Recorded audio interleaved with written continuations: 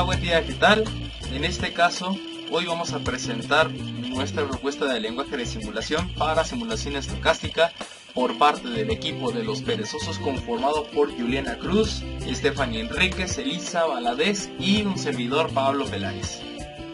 Nosotros escogimos como propuesta a el lenguaje SAS, que por sus siglas en inglés de Statistics Analysis System o Sistema de Análisis Estadístico, es en realidad aquí para nosotros una herramienta que nosotros podríamos utilizar como alternativa a cualquiera de las otras que hayamos visto, o al menos con algún propósito en específico para ciertos análisis estadísticos. Pero para eso quisiéramos realizar también en un principio algunas comparaciones con algunos softwares que nosotros ya hemos utilizado anteriormente, o más bien uno en específico.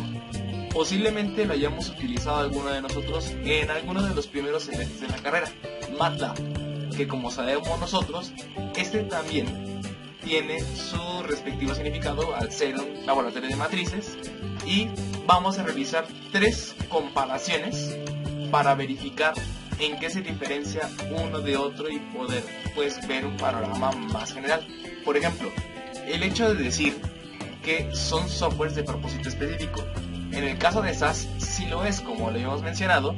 SAS tiene el propósito específico de realizar análisis estadísticos de conjuntos de datos que nosotros ingresemos al mismo, mientras que MATLAB también tiene propósitos específicos, en este caso el análisis de matrices. Interfaz para la elaboración de códigos y programas. Tanto SAS como MATLAB cuentan con esta interfaz. Podemos realizar nosotros codificaciones que se encuentren en una especie de lenguaje para SAS y para otros softwares como MATLAB que tengan instrucciones específicas para ciertas tareas que nosotros queramos lograr. Pero la enorme diferencia nosotros la vamos a tomar en cuenta a partir del siguiente concepto, que es el manejo de variables aleatorias. Mientras que MATLAB sí lo utilizamos, por ejemplo, para matrices o conforme ha evolucionado a lo largo de estos años, MATLAB también la podemos realizar un cálculo simbólico con la misma. Nosotros no la utilizamos para el manejo de variables aleatorias, mientras que SAS sí lo sería así, principalmente por el hecho de que esta misma sigue siendo para el manejo de datos estadísticos y de muestras. Ahora, la forma de trabajo de SAS tiene el siguiente procedimiento. Empezamos nosotros con los datos y la entrada de los mismos, para que estos posteriormente se sometan a una exploración, un procesamiento, posteriormente a un modelado analítico y finalmente, pero no menos importante, la toma de decisiones que se tenga que hacer después de todo este procesamiento. Ahora, de forma práctica, nosotros vamos a considerar que los datos provienen para nosotros a partir de tablas, principalmente a partir de archivos CSV. En el caso de la exploración, nosotros podemos realizarla a partir de la propia codificación, o también nosotros, si queremos ver en un principio y de forma manual si nuestro conjunto de datos en alguno que otro programa donde nosotros pudiéramos abrir ese conjunto de datos CSV y verificar si hay existencia o no de datos nulos o verificación de datos atípicos, etcétera, etcétera, pues lo podríamos realizar. Pero al menos este último no creemos que se pueda realizar, al menos a una simple vista, porque se tiene que someter a cierto análisis para verificar datos atípicos. Pero en vez de que lo hagamos de una forma semi-manual como hemos estado acostumbrados a realizarla hasta el momento, nosotros vamos directamente a la parte del procesamiento. ¿Y cómo es que nos ahorramos todo esto? Por medio del uso de los procs que SAS nos ofrece.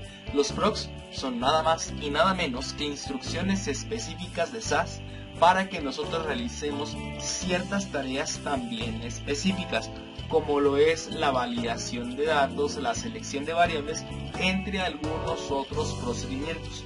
El modelado analítico para nosotros será en SAS alguna de las siguientes dos opciones de forma práctica, ya sea la regresión lineal simple o múltiple o la regresión logística. Esta última es la protagonista principal que nosotros tomaremos para efectos prácticos del ejemplito que vamos a ver nosotros ahorita, porque la regresión logística es la que nos da pauta principalmente a poder realizar un análisis a partir de estadísticas iniciales y poder predecir o tratar de identificar un valor por medio de ciertas condiciones iniciales o anteriores.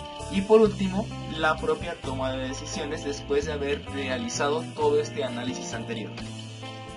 Ahora, como herramientas de SaaS nosotros tenemos una enorme variedad, pero al menos mencionaremos nosotros a estas tres, las cuales son SaaS Studio, SaaS Enterprise Miner y SaaS Model Studio. Estas últimas dos tienen una enorme ventaja, que es la elaboración de archivos y de interconexiones entre, por ejemplo, procesamientos de datos o entradas de los mismos, simplemente por medio de nodos. Es una interfaz totalmente gráfica y que en muchos de los casos se puede ahorrar la parte de la codificación, pero como nosotros estamos principalmente en la parte de lenguajes de simulación y de verificar a detalle cómo es que al menos algunas instrucciones funcionan dentro de un código SaaS, entonces nosotros utilizaremos directamente la herramienta de SaaS Studio.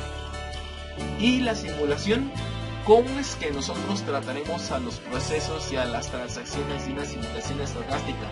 ¿Y cómo es que nosotros a partir de la herramienta SaaS pretendemos que estos sean identificados por medio del procesamiento de datos? Bueno, eso es lo que nosotros veremos a continuación, ni más ni menos que con un ejemplito. Muy bien, aquí nosotros presentamos el conjunto de datos con el cual nosotros vamos a trabajar. En este caso es un archivo CSV llamado Housing, y en este nosotros tratamos de describir por cada una de estas entidades que representa a una casa el precio de la misma en función de cada una de sus otras variables. Por ejemplo, el área que tiene, la cantidad de habitaciones, la cantidad de baños, etcétera, etcétera. Cualquier otra cosa que pueda describir esta casa y que pueda ya sea aumentar o disminuir su respectivo precio.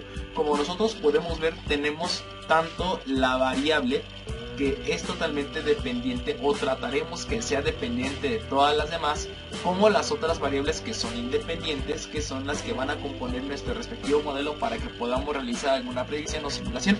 En este caso nosotros tenemos a variables numéricas como el área, etcétera, etcétera, y tenemos también a estas otras variables categóricas.